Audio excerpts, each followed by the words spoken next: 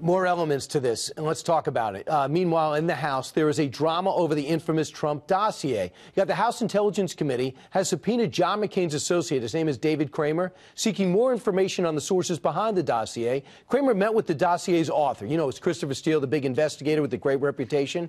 And that happened at McCain's request, and then transferred documents to McCain that were handed over to the FBI, at which time the FBI says, oh, I got these already. Molly Hemingway is a senior editor at The Federalist. Tom Bevan isn't. He's co-founder of Real Clear Politics. They both join us. So, Molly, when we talk about this dossier, where does McCain, why is that of interest to find out how McCain got it and why his associate gave it to him? You know, there's been a lot of interest in the role John McCain played in getting the dossier to the FBI. We now know that the FBI actually had the dossier months prior to that, and in fact, it was handed over in installments as it was being collected, which is pretty interesting, if not scandalous information in and of itself. But what's interesting about this is this guy came in, this McCain aide came in, and wasn't willing to tell who the sources were. He says he knows who the sources were in some cases, but he wasn't willing to say who they were. That's interesting because in some cases, we already know who some of the sources were, and also what's the harm in sharing it? Why is he protecting these sources? Right. It's absolutely true that Americans have every right to know who the sources are for each and every unfounded or unverified salacious allegation that has spawned this sprawling, boundless investigation. Americans have a right to know, so I hope that he will share that information and that everybody would be forthright and honest when they're talking to investigators. And David Kramer works at the nonprofit McCain Institute, so he handed this off. Now, Tom, we know there's personal animus, or there was, between McCain and President Trump because of the shot President Trump took at him and maybe other things. So having said that, David Kramer really has nothing to hide. If he just got handed a dossier, he didn't write it, and handed it in, what's the mystery here?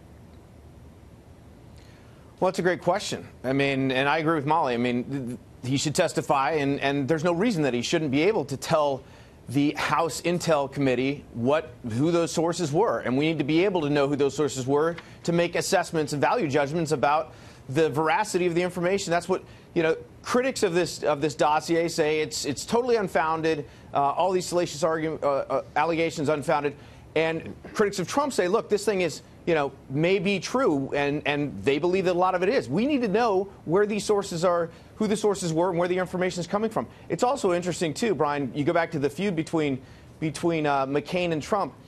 He sent David Kramer over to meet with Steele after the election. This was in mid to late November, and then proceeded to pass this dossier directly to James Comey. So that in and of itself is pretty interesting, that McCain would go to these lengths to do this after Trump was elected. And then you just want to know, Molly, and we're about to find out when the Inspector General, who was put forward by Congress, who's preventing others from coming forward and saying the role the dossier played in the unmasking of other people who worked on some level with President Trump and into this overall investigation.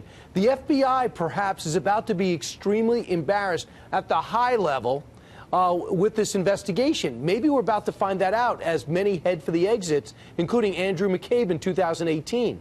Well, what's really important is for the FBI and the Department of Justice to simply answer Congress's questions about the dossier, about its use in securing a wiretap against a Trump campaign affiliate. They have been really not forthright about their role. And that is causing a lot of problems for investigators. And in fact, Devin Nunes, the chairman of the House Oversight Committee, just sent a letter to Rod Rosenstein saying that all the information needs to be turned over by January 3rd. They'd previously claimed that they didn't have documents that it turns out they do have. All of this is very important, and I think people are growing tired of that obstruction that they're seeing there. And Tom, real quick, 35 pages long, among its allegations that Russia has been cultivating President Trump, the host of The Apprentice, for 10 years at the behest of Vladimir Putin because they knew he was going to be president and they wanted to control the country. It sounds plausible.